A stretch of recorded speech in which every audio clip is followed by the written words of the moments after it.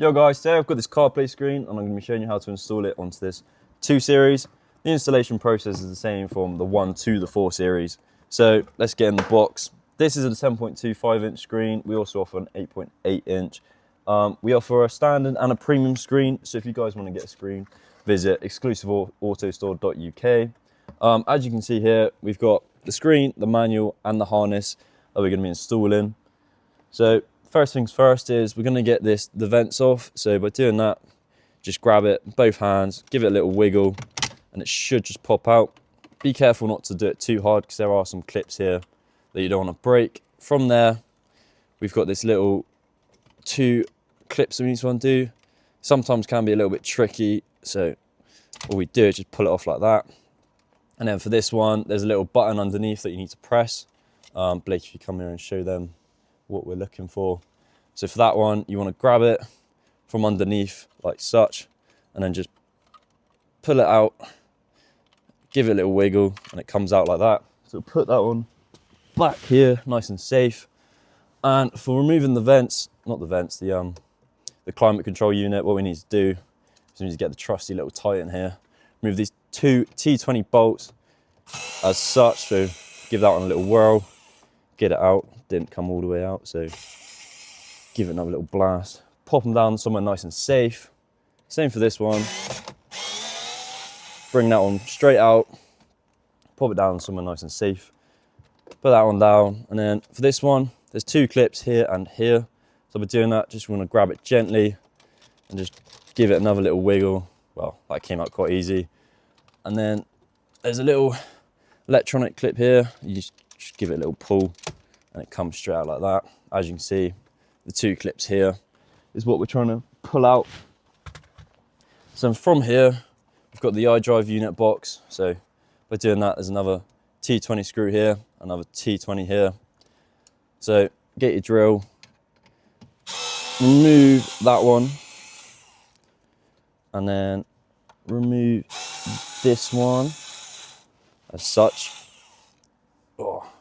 Be careful, you don't want to lose these bolts down into the sort of car, as that'll be quite difficult to get out. So just be careful when you're doing that in case you lose them.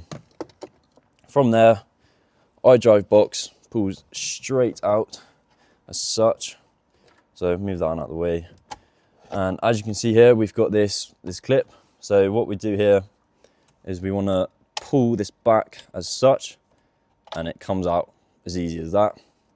Here we've got this optical fiber cable. Blake, if you want to show them, you can see that we need to remove that. There is a clip here that we need to push in and then get it out to remove this. So I'm going to get myself a little tool here and then just sort of get in here. This bit can be a little bit tricky just because it is difficult. And then once we pop it, it comes out like that. And then we've got this cable here. We want to keep these, and then we grab the harness, this one, and then we've got 2 sides to it. If I just untangle it, this one has already been installed. It's normally all nice and wrapped up. And this is the female connector side. So what we do here is we plug it in to that one. So make sure this clip is pulled down, and then plug it in. I think that's upside down, but yeah, plug it in like that. It shouldn't be too difficult. And then just pop this clip back on, and then the same process for this side.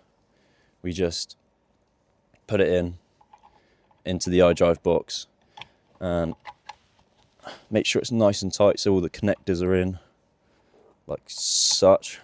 And then we want to get that fiber optic cable that should just be lying around somewhere. What you want to do is you want to plug it into the new harness into this far side here to match up to the old harness. So by doing that, we just find where that clip was and then plug it in like such. And then as you can see here, there's a little like sort of tooth looking thing, so you can't pull it out. From there, it's a little bit trickier now because we need to pick up this iDrive box as the cable. We'll just move the cables around a little bit. and then sort of plug it in back into the iDrive box, making sure this clips all the way open, and when we push it in nice and tight to make sure all the connections are secured like that. And from here we get the screwdriver again, same 2 T20 bolts here, and then that one from here. That should just wiggle out as such, as easy as that. Then we've got this little power cable here. There's a little clip there you just pull, and then you sort of just work your way trying to get it out. Right, so once that's out, get rid of the old screen. I'm going to pop that down here back in the old box just for now. And then all these extra cables, so these two go into the old screen, or the new screen, sorry. We do it this end first, and then that comes up through. And then get those out of the way, and we want to bring it all the way up through to the screen, so this goes into the back of the new screen, so like that. And then these two wires, we're going to go through here. It's going to come out underneath the steering rack, so grab the bottom of it, of one, grab the bottom of the other, put that through, and then from this you sort of want to put your hand up into the steering column and just sort of wiggle the other cable around until you sort of find it, and then you can grab it. This can take a while, so we speed the video up now. We'll get back to you when both those cables are through.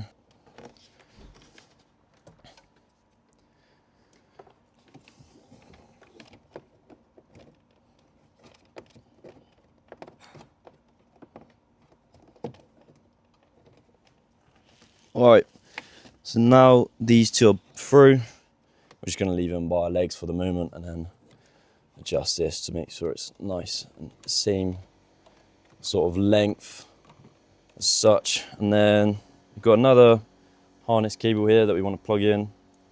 If you do have a CIC, which is the older for sort of the E series car, you want to disconnect this one. But as we're an MBT screen for this, we keep it connected. So here we're going to fill it up through the same hole, and then back up into the screen hole as such, like so. These other cables, just sort of ignore them, they're there. You don't need to play around with them. So once those are in, we can get the new screen when we move all these cables out of the way to make it nice and neat. So from here we got, I'll turn it around for you guys, easy to see. We've got the big one, which is this one here. We've got the USB one, which is this small one. So as we can see, this one will plug into here, like so. Give that a nice push until you hear a little click. Same for this one. That one goes into that big slot at the top. I'll show you guys once it's in. Make sure you hear a nice little click. Once those two are in, as you can see, it's plugged in nice and tight. And then for that old, the power cable goes into here. Same sort of principle as the old screen. The easiest way is to put the screen around, get a little bit of cable slack, and then turn that around as such. Sorry guys, you can't really see what I'm doing here, but we're just plugging it in. Like that. All right, so that's in, that's all the screen on. So now I'm just going to turn it around, push these cables down, and then like that. That is a new screen in. As you can see, it lines up perfectly with these T20 bolts. So what we can do now is we can see if the screen works. Just turn the ignition on, and as we can see, it's loading up.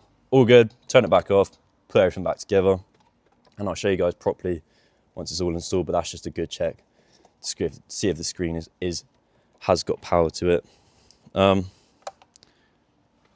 This is an aux cable. You can plug it in, but you don't really need to because this comes with Bluetooth, so we'll just hide this one back down there as such. So putting this iDrive box back in, it just slides in.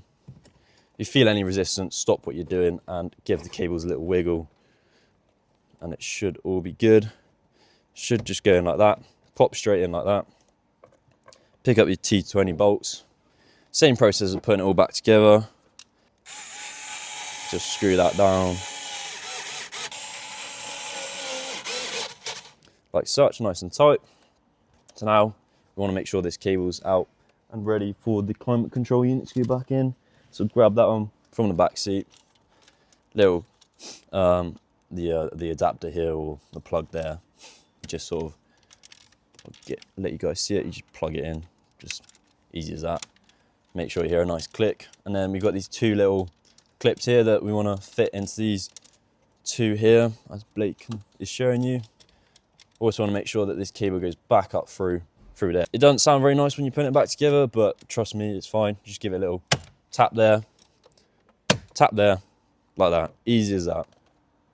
And then these two T20 bolts here, same process, put them back in. And as such,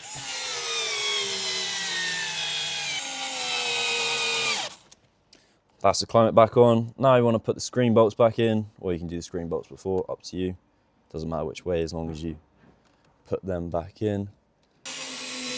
And then the other screw into the last screw that we need to screw back in, as such.